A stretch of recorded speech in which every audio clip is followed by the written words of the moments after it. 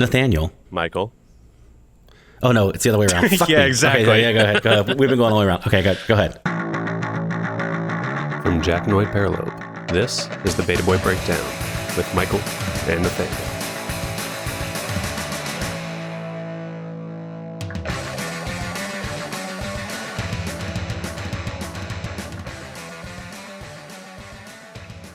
I'd say the last thing is really who is the beneficiary of empathy? Who is it for? And it really seems like it's more for the empathizer than it is for the one receiving the empathy. Like, yes, it's a core human desire to feel understood and seen, and having your experience reflected back to you allows room for connection. But at the end of the day, empathy doesn't have to be reciprocal in order to hold value. The value is really the person who is empathizing getting greater clarity and grounding into experiences other than their own and allowing that to shape their thinking and behavior. Well, we talked this entire time about putting yourself in the role of the empathizer, right? And what does that do? We didn't really talk so much about when you are the one being empathized with. But yeah, I think there's value in being that person as well. And so it's a two-way street, definitely. We spent most of our time only talking about it the one way, though. I think these episodes are good because they're like the mansplaining type of episode where we talk about different thoughts, different emotions from like a man point plus like trying to relate it back to the red pill manosphere.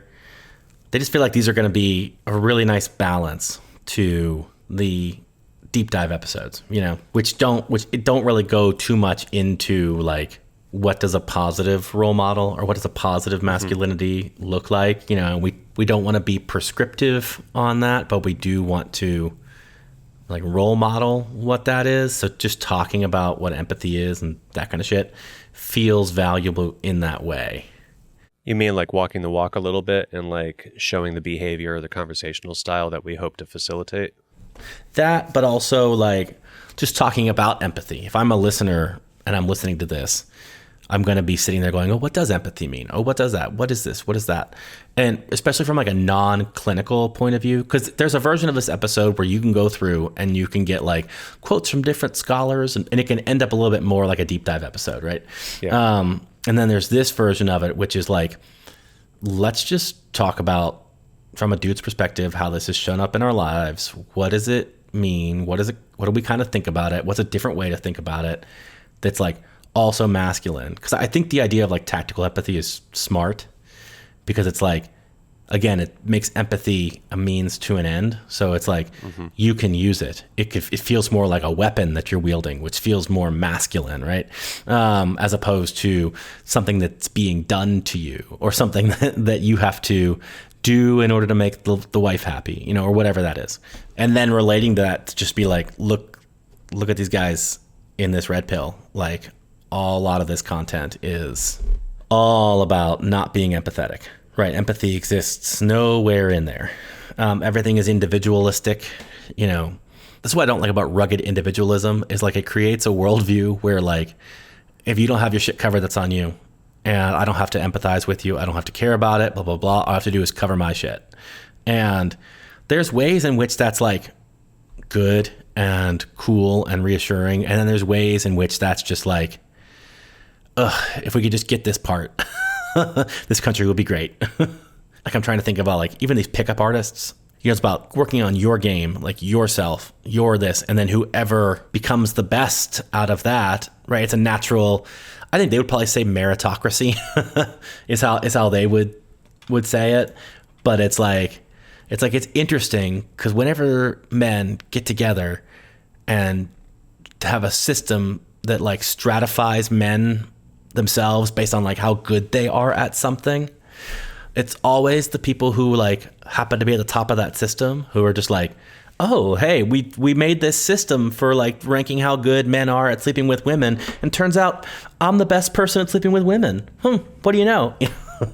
It'd be like if I came to you and I was like, hey, Nathaniel, I just made this system up for ranking how good people are based off like their first names, and turns out that people named Michael are like the best person in the world. So, and I think we should be skeptical of people that do that. And these people do that. There was also something that you highlighted that I agreed with the other day, which was masculinity being defined by external things, externalities, like how many. I didn't say that. Yeah, that was the That was in the podcast, the divorce podcast. Yeah, the divorce podcast. Yeah, that was really good, and that is true. That like masculinity is proved over and over and over again. Right? It's not something that you ever achieve and you have. It's something that you need to keep reasserting over and over and over again. And there's two ways that it happens. One is by what do you say? Public shows of violence. So either violence to somebody or violence on yourself. So like beating somebody up, like going to like, MMA fighter or whatever proves that you're a man, but also like Johnny Knoxville and Jackass, who goes out there and like beats himself up. Also, you look at that guy and you're like, that guy's a man. Look, he just put his body on the line. Or even scaling a mountain, like same thing, like putting his life on the line through a show of force.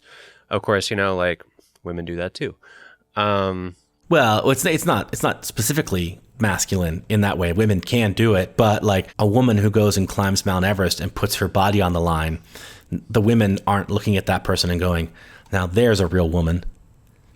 She was a real woman before she got up the mountain. She was a real woman when she was on top of the mountain. She was a real woman the entire time she came back down.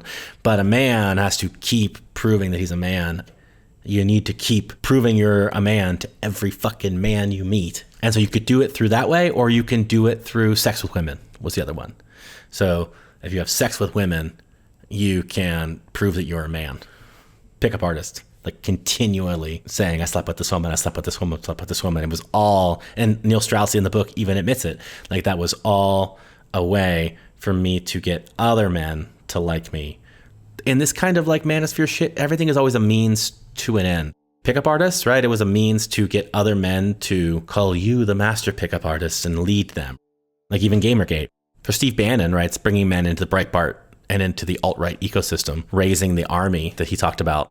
With trad wives, like their content and like showing this lifestyle, it seems very much like a means to an end, which is to like recruit other people into fundamentalist Christianity or to get these Christian views, quote unquote, back into the culture and for them to, be part of the government to institute that. So it's like this content all feels like means to ends rather than the end itself.